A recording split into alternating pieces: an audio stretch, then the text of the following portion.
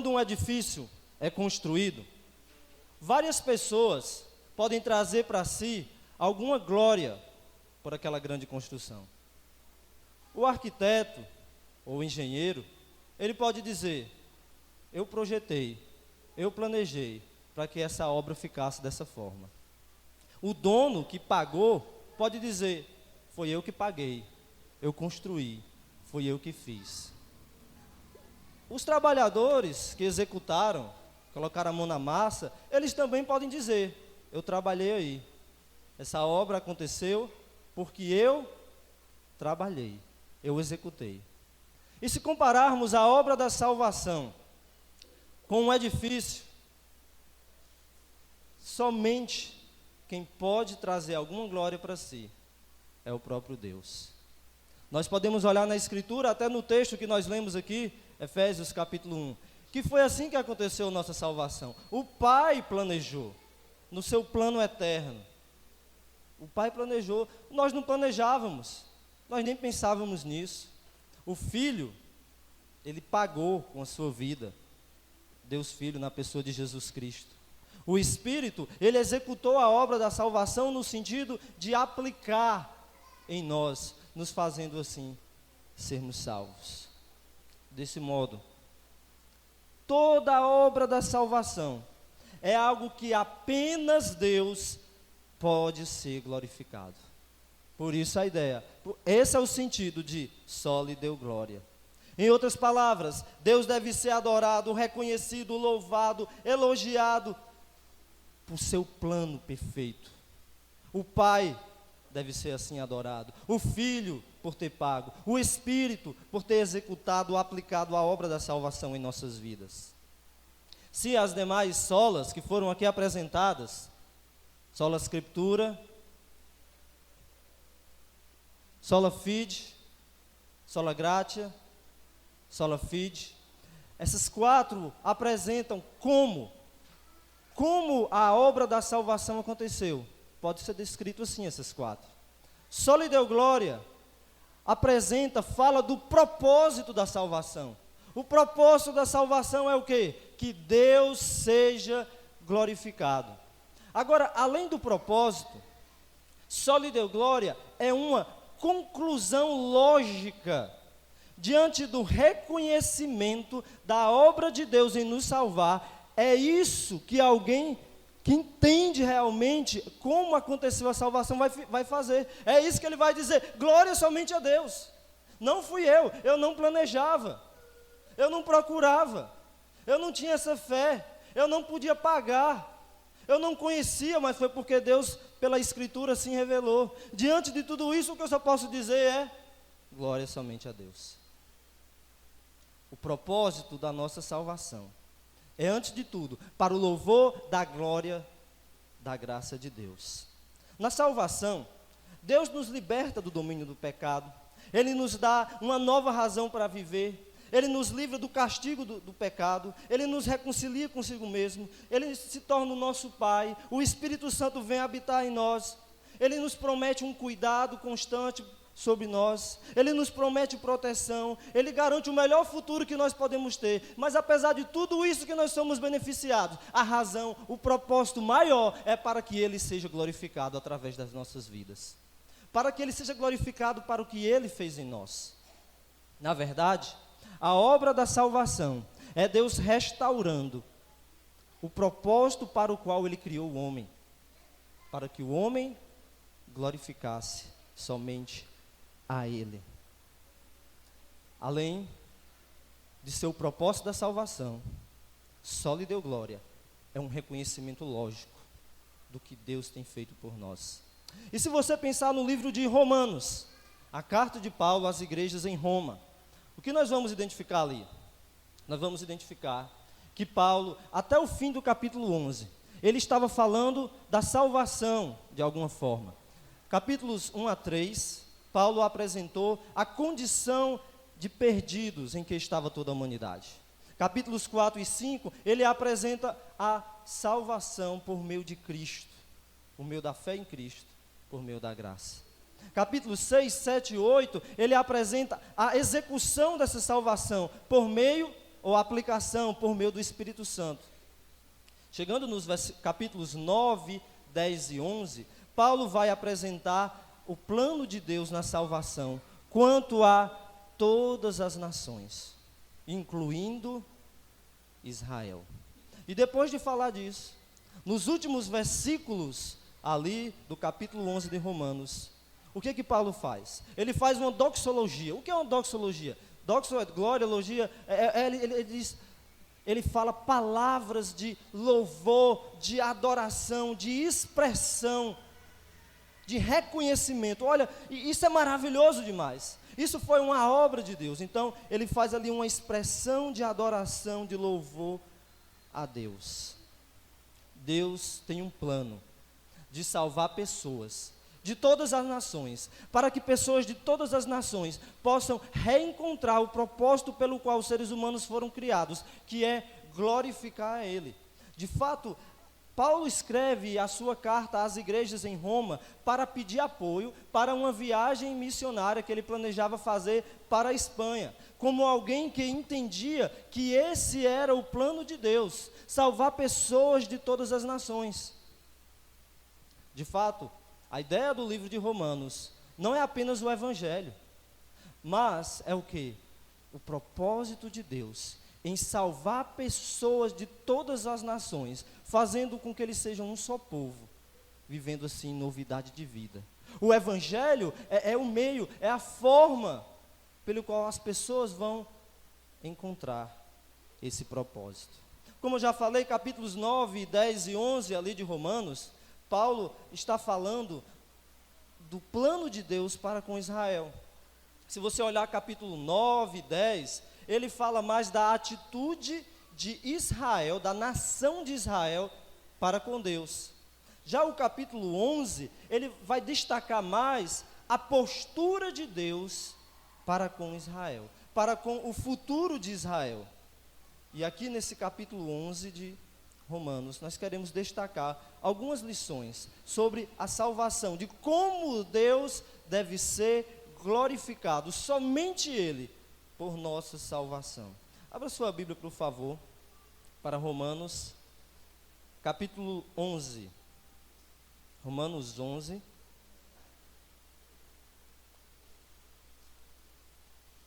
Romanos 11, a partir do versículo 25. Nós veremos que, ao contemplar a soberania, a fidelidade e a misericórdia de Deus em salvar pecadores, a consequência natural e lógica é uma atitude de adoração, de louvor a Deus. Somente Deus deve ser glorificado em nossa vida, por nossa salvação, porque a salvação acontece por causa da soberania de Deus, da sua fidelidade e da sua misericórdia. Romanos capítulo 11, a partir do versículo 25, nós vamos ler.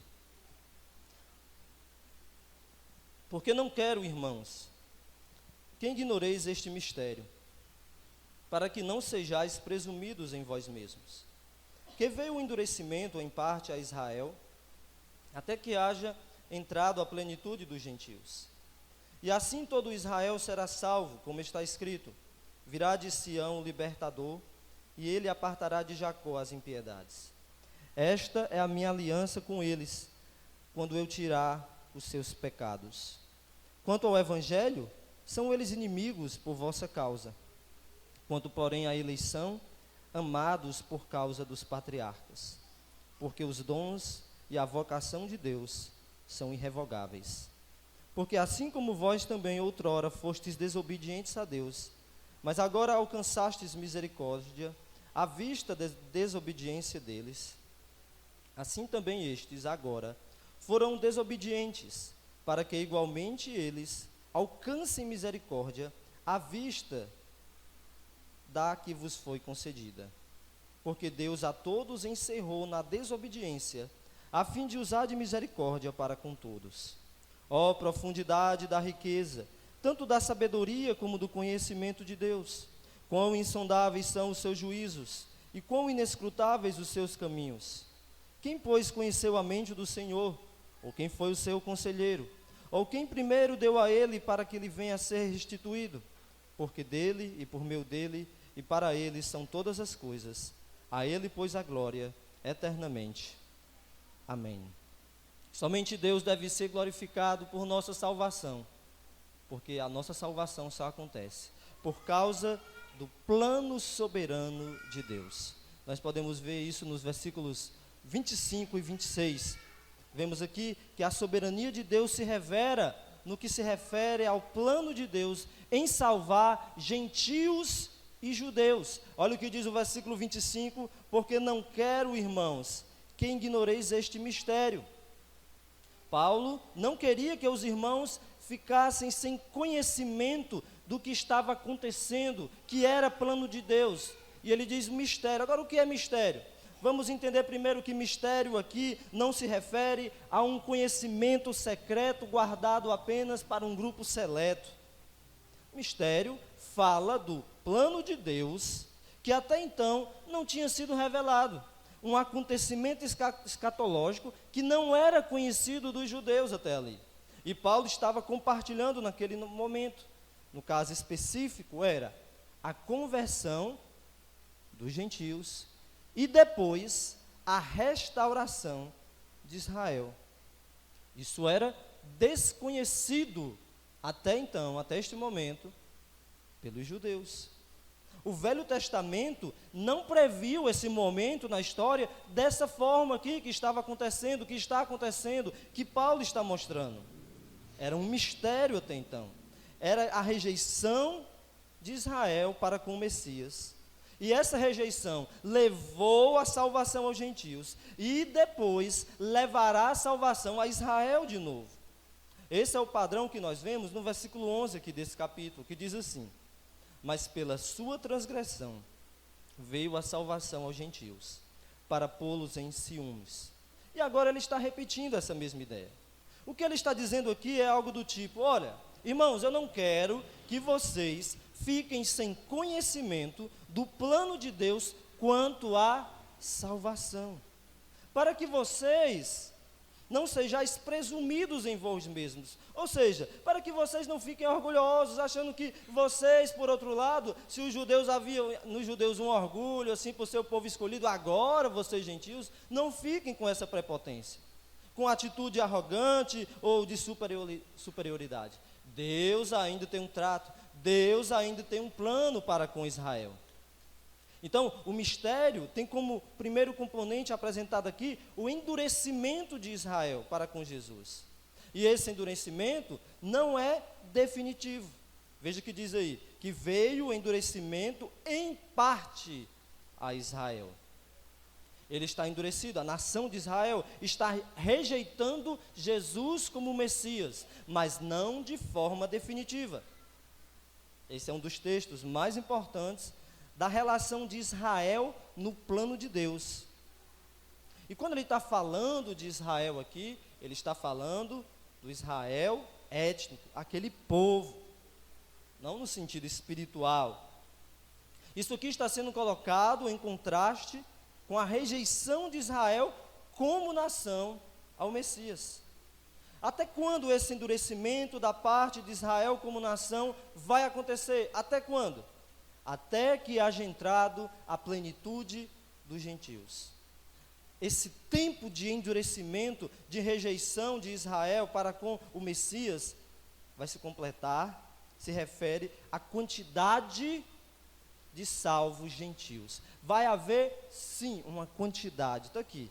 Há-se um grupo de eleitos entre os não-judeus que irá se completar para que a partir daí Israel se volte para Deus novamente. Pregar o evangelho para que pessoas de todas as nações creiam em Cristo é um ato de amor para com as pessoas necessitadas, é um ato de obediência a Deus e tem como resultado escatológico que a nação de Israel vai se voltar para Deus quando se completar o número de gentios salvos. Israel vai se voltar para Deus. Então veja o versículo 26 agora, e ele diz: e assim todo Israel será salvo, como está escrito, virá de Sião o libertador, e ele apartará de Jacó as impiedades. Quando ele diz, e assim, é dessa maneira podemos dizer, e todo Israel será salvo. Que haverá uma restauração a Israel. Todo Israel. Temos que admitir pelo contexto que ele está falando de uma nação. Quando ele tinha falado anteriormente, ramos naturais, patriarcas, no decorrer do capítulo. Não há por que mudar o sentido aqui. E o todo se refere a quê? A maioria dos judeus que em oposição, a maioria dos judeus vão crer em oposição à maioria dos judeus que no momento ali estavam rejeitando o Messias.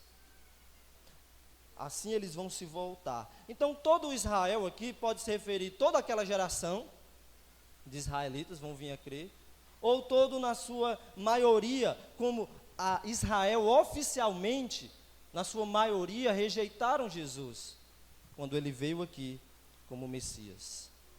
Uma grande quantidade de israelitas vão crer de forma contrária à quantidade de israelitas que rejeitaram e têm rejeitado o Messias hoje. Isso está mostrando o quê? O controle de Deus sobre a história. É prova irrefutável da sua soberania. A nação de Israel um dia vai crer. Isso está mostrando, o que isso tem a ver? Está mostrando o que isso tem a ver. A salvação chegou até nós, gentios, porque isso fazia parte de um plano soberano de Deus. A salvação vai chegar ainda a Israel como nação, de uma forma mais plena, porque isso faz parte do plano soberano de Deus. Os gentios não estavam procurando, Israel agora está rejeitando, mas no seu plano soberano, Deus vai alcançar aqueles que Ele quer, para salvar do castigo do pecado, mas antes de tudo, para que eles possam viver vidas que glorifiquem a Deus, vidas que adoram verdadeiramente a Deus, em toda a sua essência, em toda a sua profundidade. Esse controle de Deus sobre a salvação deve trazer sobre nós consolo, sabendo que nada pode frustrar os seus planos. A nossa salvação está segura dentro dos propósitos soberanos de Deus. Essa é a primeira razão que podemos ver nesse texto, para dar toda a glória a Deus pela nossa salvação. Uma segunda razão, nós devemos glorificar a Deus por nossa salvação, por sua fidelidade.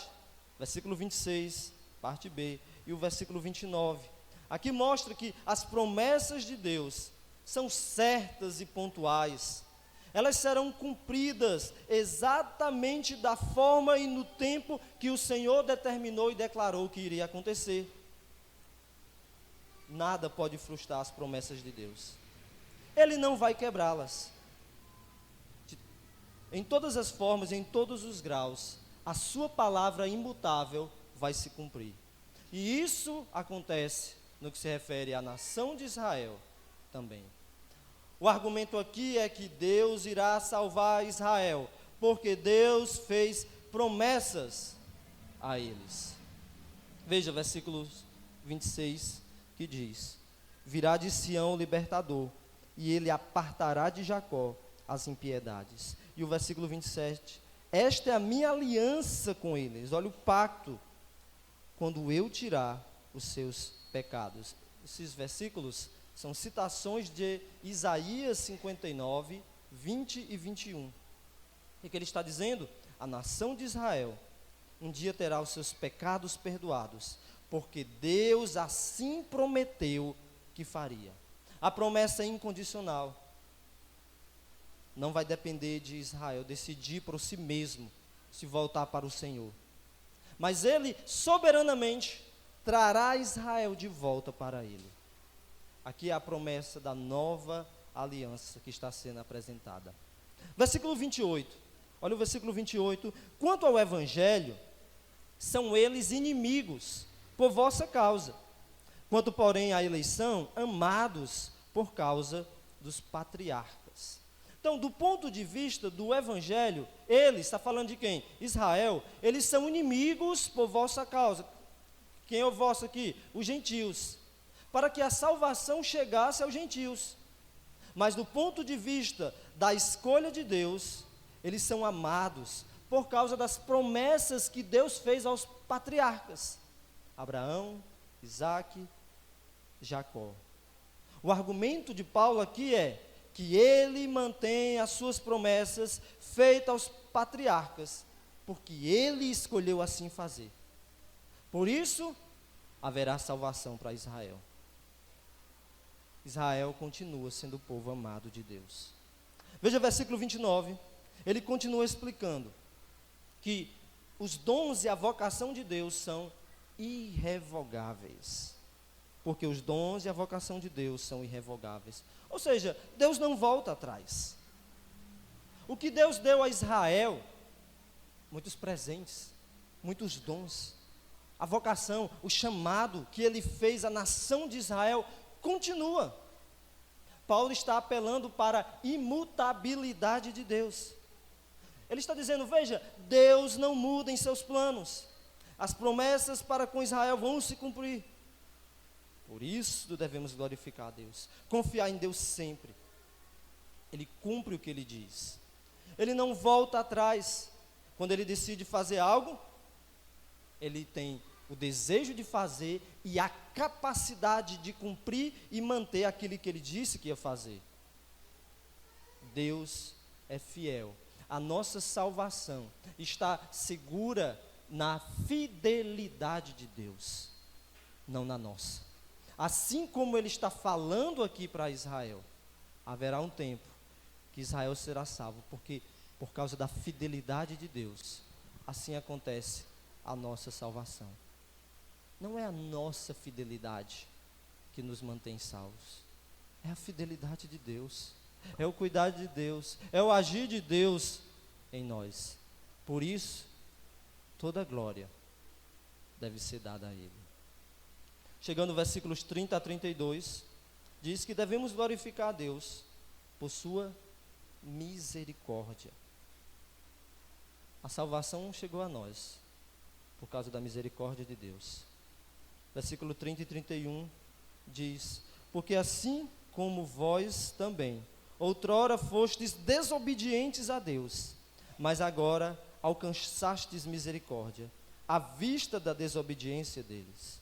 Vós, aqui está falando dos gentios, ou seja, assim como Deus está demonstrando misericórdia para vocês, gentios, que antes viviam em desobediência, Deus também vai agir de maneira misericordiosa para com Israel no futuro.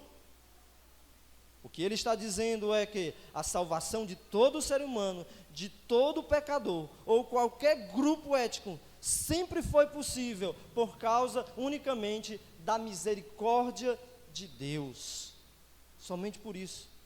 É por isso que ninguém pode se gabar por sua salvação, se achar melhor do que outro, simplesmente porque a misericórdia de Deus foi estendida a você. O que nos diferencia de outros lá fora que ainda não creem em Cristo é apenas isso: nós não recebemos o que nós merecíamos. O castigo que nós merecíamos, nós não recebemos por um ato de graça e amor de Deus.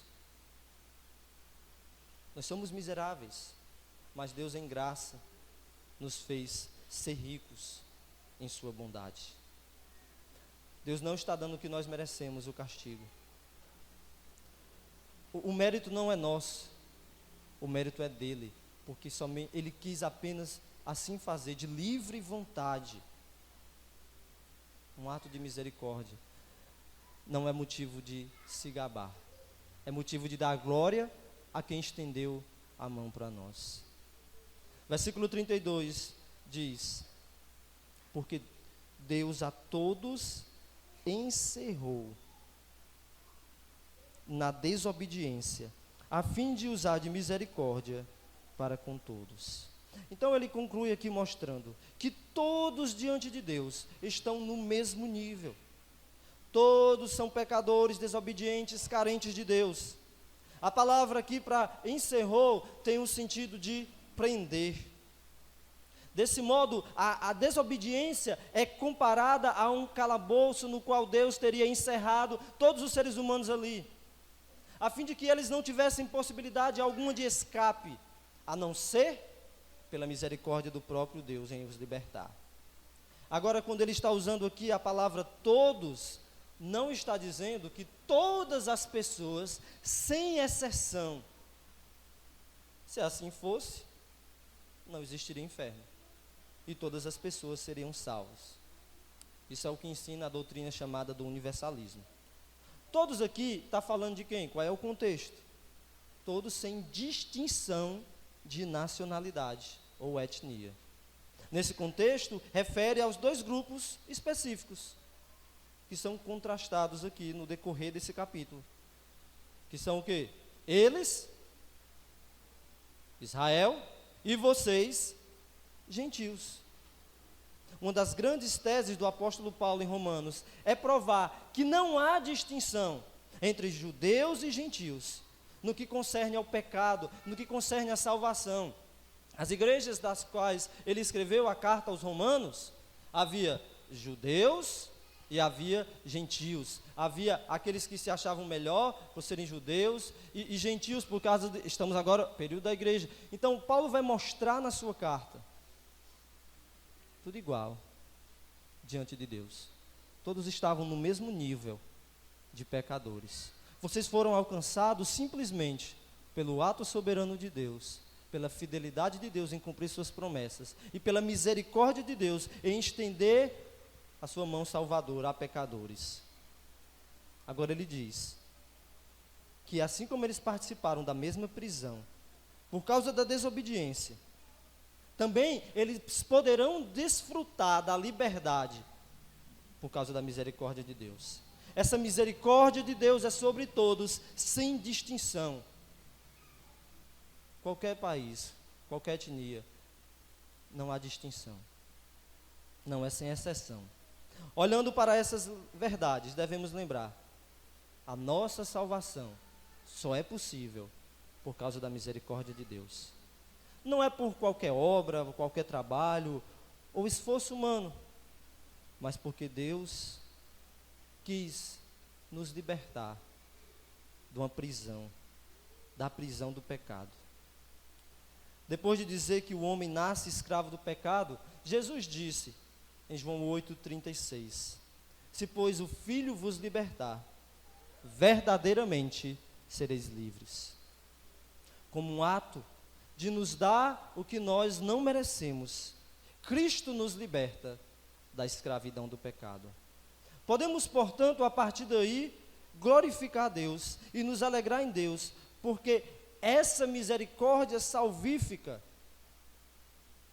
foi aplicada, foi estendida a todos nós. A obra perfeita e satisfatória de Jesus Cristo na sua morte e ressurreição atendeu às exigências da justiça de Deus, da sua santidade, e assim removeu todas as barreiras que havia entre os homens e Deus. Desse modo, depois de apresentar a salvação, que se estende a judeus e gentios, sem distinção, pois todos são culpados perante a lei de Deus, e apenas pela fé em Cristo é que o homem pode ser salvo. Depois de salvo, a vida cristã, que é vivida no poder do Espírito Santo, e não pela lei. Diante de apresentar tudo isso, versículos 33 a 36, é que nós vemos Paulo fazer um louvor. Ele está exclamando, ele está exaltando, glorificando a Deus por esse plano tão grandioso que ele tem para o mundo, para a história, para o homem. Tudo isso com o propósito dele ser glorificado. Aqui é essa expressão de louvor a Deus. Veja o versículo 33 que ele diz: ó profundidade da riqueza, tanto da sabedoria como do conhecimento de Deus.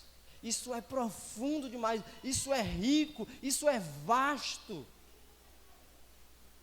Quanto mais estudamos a palavra de Deus e conhecemos aquilo que Deus revelou do seu plano, essa é a conclusão lógica de alguém que está entendendo.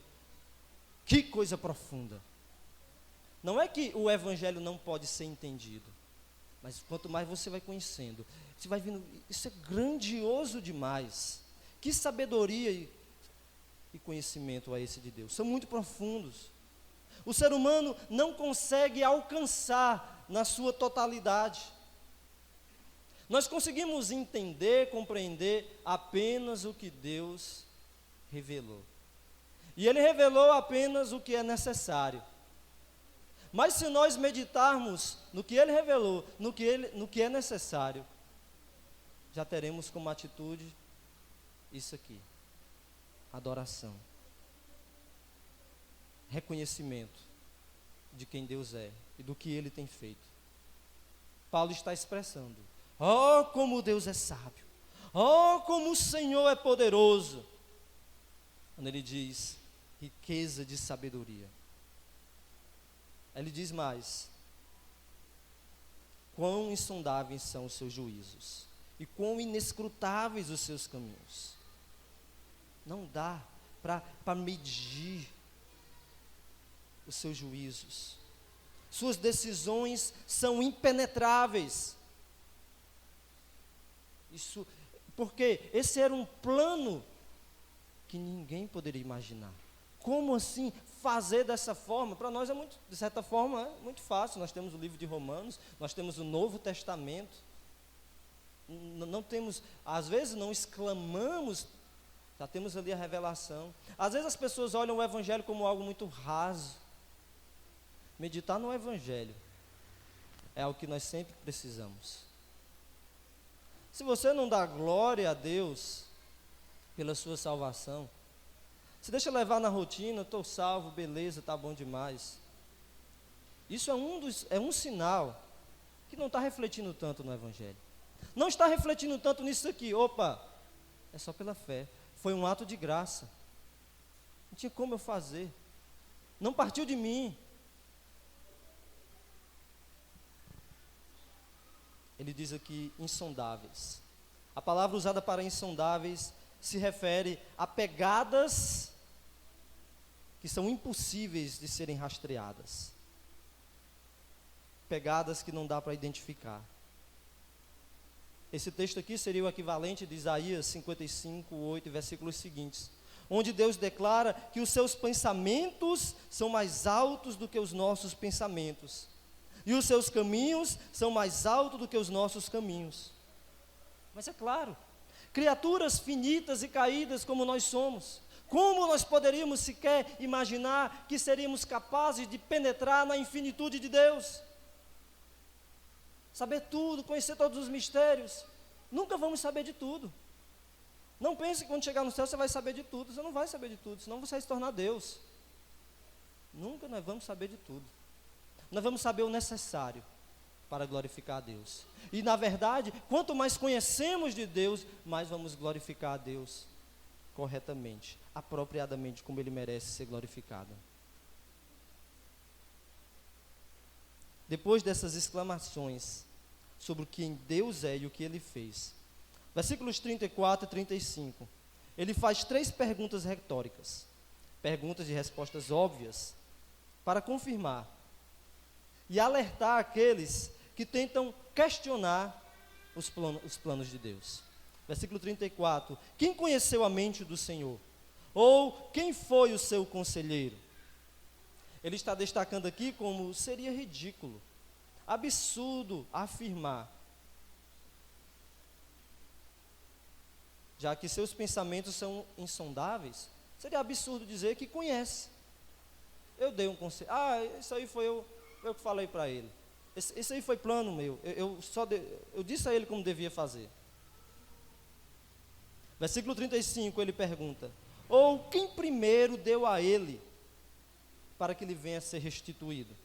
O que ele está destacando aqui? Nós não demos nada, nenhuma coisa a Deus. Ele não está nos devendo favores. Deus não precisa de nós, dos seus conselhos. Nós é que precisamos dos conselhos, da direção de Deus, das suas palavras. Nós dependemos inteiramente dEle. Tudo o que Deus faz para conosco, não é porque Ele nos deve nada, mas é por causa da sua misericórdia e graça. Ele não nos dá o que nós merecemos por algum valor em nós, mas por sua graça, por sua misericórdia. Versículo 36. Ele conclui mostrando por que Deus age dessa forma. Porque dele e por meio dele e para ele são todas as coisas. A ele, pois, a glória eternamente. Amém. É por isso que dependemos de Deus.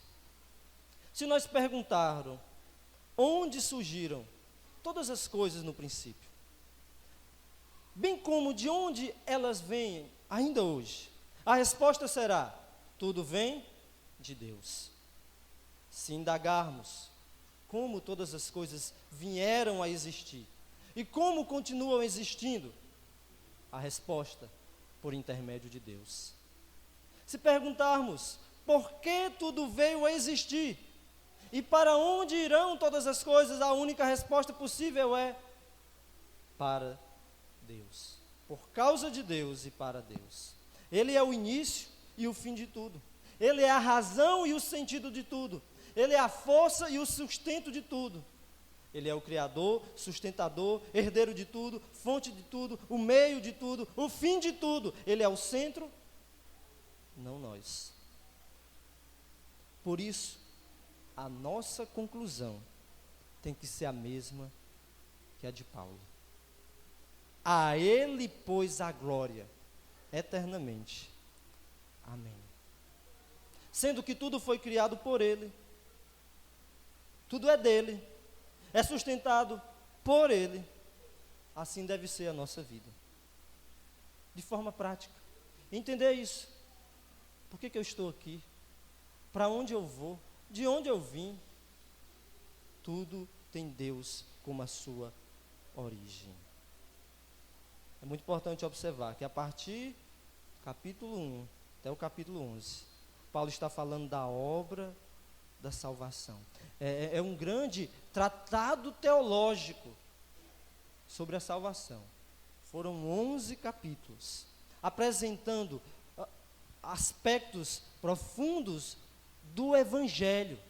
O que deveria se crer sobre o Evangelho. Paulo queria o apoio das igrejas de Roma para ir para a Espanha, e que ele tinha esse plano missionário de fazer parte do plano de Deus, de que mais pessoas glorificassem a Deus em outros lugares. E para dar solidez, ele apresenta ali o Evangelho.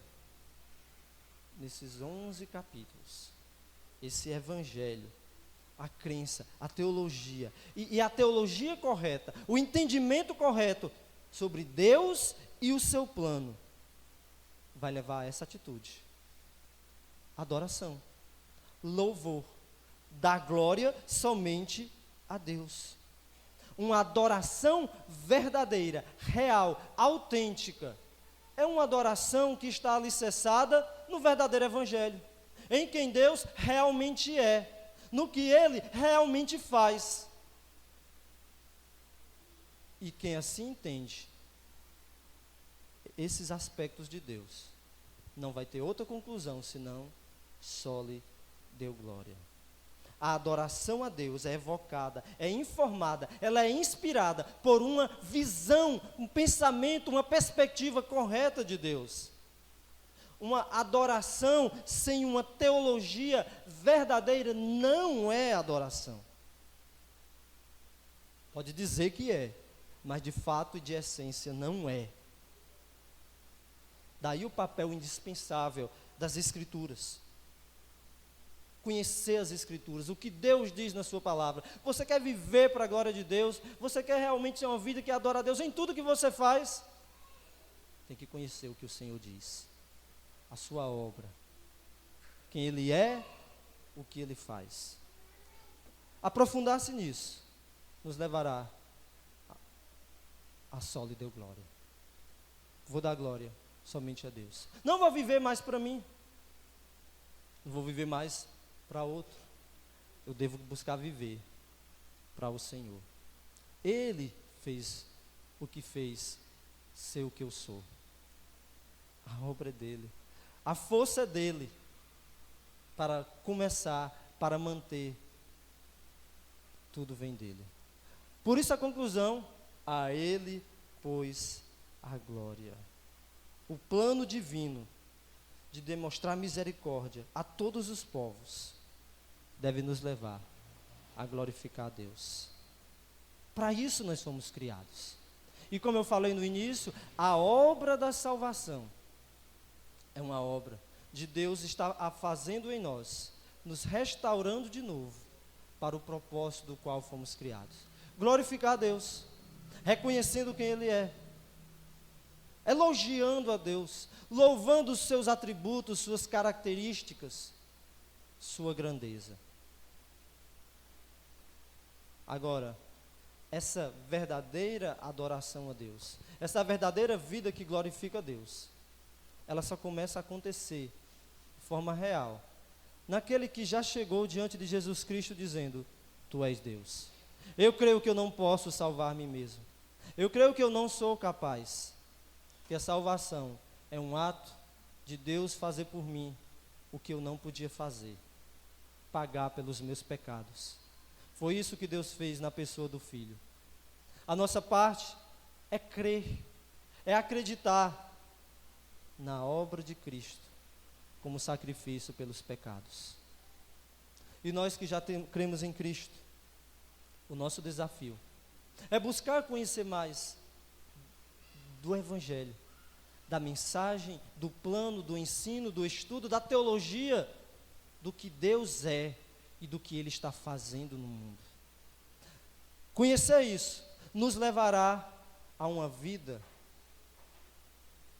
de só lhe deu glória, de dar glória somente a Deus. Conhecer isso nos levará a ter uma vida de transmitir a palavra de Deus, porque é isso que Deus está fazendo no mundo. Deus está salvando pessoas de todos os lugares, para que mais pessoas em todos os lugares o glorifiquem. Transmitir a palavra é participar desse plano. O nosso desafio é participar desse plano. Deus quer usar e vai usar exatamente o seu povo. A obra Ele está fazendo. A questão é, eu estou participando, eu estou fazendo parte. Que o Senhor nos abençoe. Vamos orar.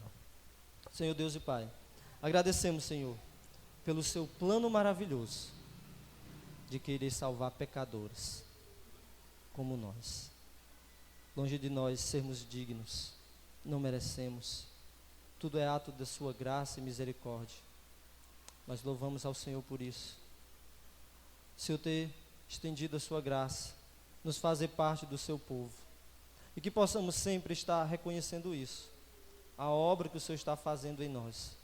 E termos o interesse, o ânimo, o desejo sincero de estar participando dessa obra, de estar levando mais pessoas ao conhecimento do Senhor, para viverem uma verdadeira vida que glorifica a Ti.